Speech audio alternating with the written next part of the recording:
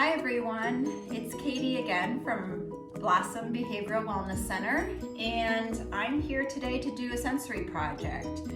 And there's so many senses that we work with in our day that help us stay regulated and sometimes can dysregulate us. And so today I'm going to take a look at our tactile sensory system and use it with water beads.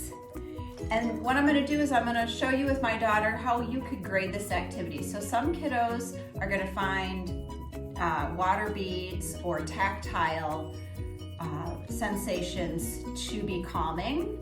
And so then you would be using this as a calming task, and they might really want to get their hands involved in this. And then some kiddos don't love touching things and it can dysregulate them. And so this can be used as a tactic to introduce different materials to kiddos. And so I'm going to show you how you can gently introduce that to them. We want to make sure that we don't overstimulate, meaning jump too far in, too fast, too quick, because your kiddo may not enjoy that sensation. And for those that really do enjoy it, it helps to, I've said this before, but set up parameters with it and kind of find a game with it so that your child enjoys and gets all that sensory input, but has a task to do so they don't go too far and get too overstimulated with it. So we're going to simulate today that my daughter, Claudia, doesn't really like to touch tactile items, okay?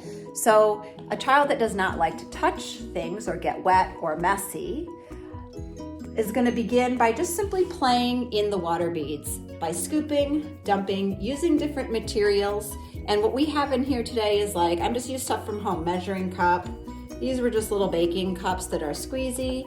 This measuring spoons. This is going to help them so they don't really have to touch them. And she's going to show you how she plays with the water beads without really having to touch them. So she's going to scoop and dump. So this allows her to play without really having to touch the water beads. And she might stir and she might scoop. And I'm going to engage with her and I'm going to scoop along with her and dump, scoop and dump. And so while she's playing, I'm going to introduce the water beads to her slowly. So I'm going to gently pour them onto her hands and I'm going to watch to see, does she have a reaction? She had a reaction of smiling, which means she might like it. So that might engage me to try it again. And I'm going to just pour, dump, dump, dump, dump, dump. And I can see that it gives a smile again. So this might be a way to start to introduce getting more involved in the water beads. Okay, so that we just finished with our kiddo that doesn't really love to touch things. So maybe this child enjoys touching things and it does help regulate, but they just kind of like to get involved with it. So the next way I have the water beads set up is that I have 4 containers set up here, one with each a different color, yellow, purple, blue, and black.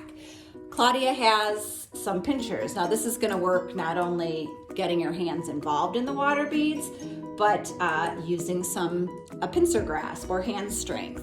So go ahead, Claudia, and I want you to scoop them, put them in your hand, and then sort them just by yellow, purple, blue, and black. And she might not get them always in her hand, so then she has to scoop again. And she might realize she really likes how they feel, and she ends up grabbing them just with her own fingers. So this could be a calming activity.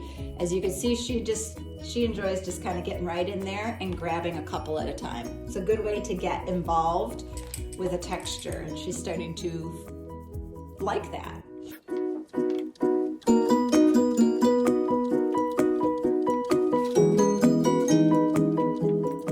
Okay, and this last one shows our kiddo that loves to get in the water beads, and very calming activity for them. But children that enjoy the sensory of tactile can quickly become overstimulated.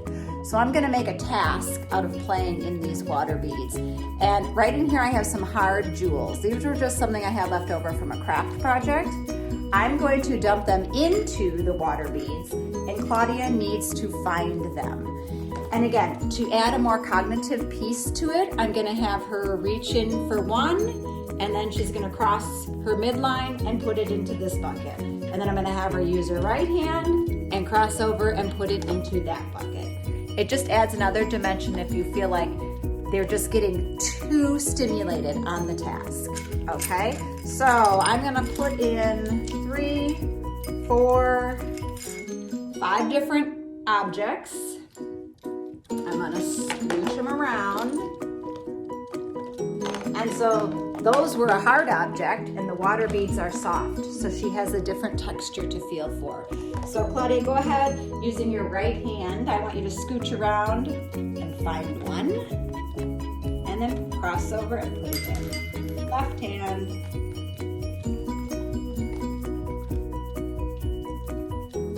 Excellent. Cross over.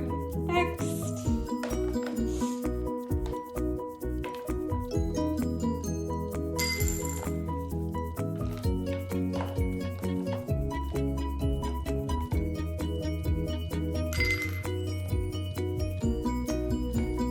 And last one.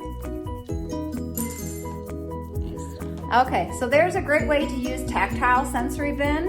And again, you can find anything you have at home to create a sensory bin like this. Be sure to grade it for your child. Maybe, like I said, using tools of any kind or their hands, depending on their level of comfort. The other thing that I wanted to mention too is you don't have to go buy sensory beads. You know, I know right now it's hard to get things at the store or online. You could use really anything that you have at home that you find, like maybe in your cupboard, beans, rice, if you had sand around. You could even use, you know, different kinds of beads, that kind of thing. Just kind of be creative. Look for different textures that your child might find comforting, or maybe you want to take this time to work on a texture that maybe they have had an aversion to. Okay, thanks for watching.